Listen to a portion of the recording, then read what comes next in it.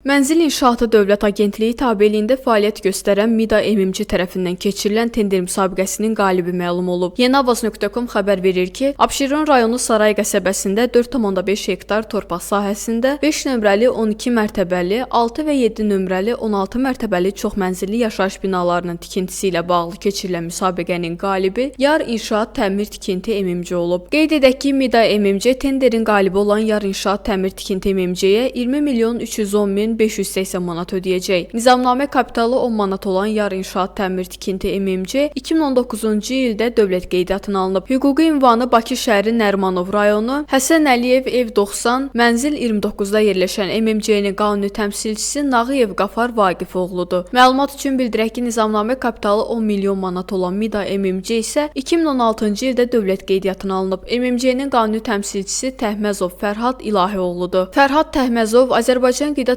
Təhlükəsizliyi Agentliyinin sədri Qoşqar Təhməzlinin qardaşıdır.